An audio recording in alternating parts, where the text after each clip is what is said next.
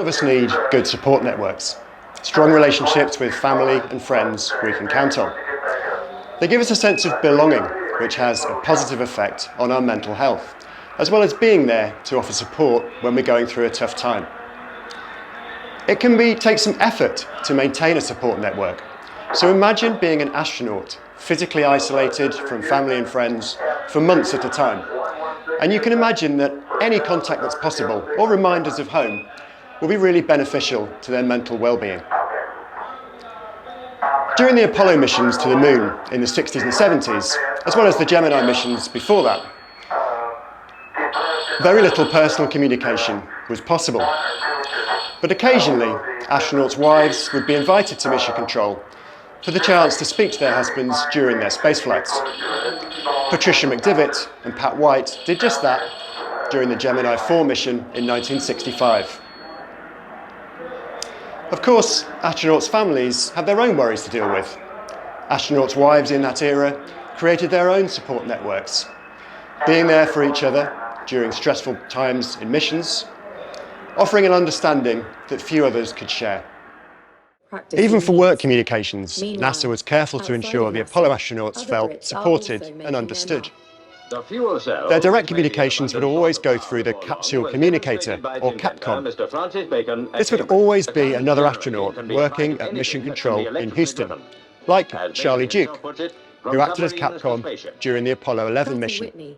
When Charlie went to the moon himself on Apollo 16, he took something with him of great personal significance. Apollo astronauts had a very limited allowance for personal items. They'd often take small mementos like wedding rings to allow them to feel connected to their families back home.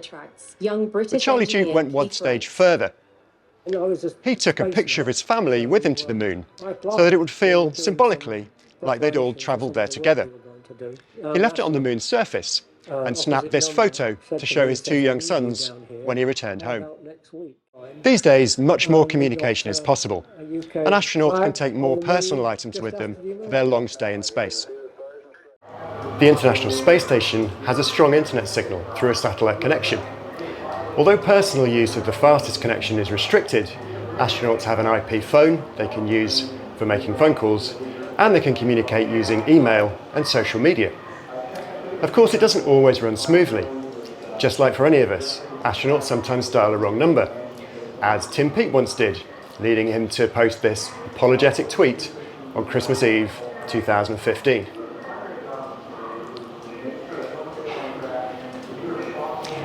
Astronauts on the ISS are also allowed scheduled video calls with their families, making keeping in touch much easier than it was in the early days of space travel. And that kind of contact is so important psychologically, letting astronauts feel connected with their families and friends back home. And that's equally true for all of us here on Earth. Anytime we're feeling lonely or isolated, having a strong support network is a vital step in helping us get back on an even keel and deal with the problems that life throws at us.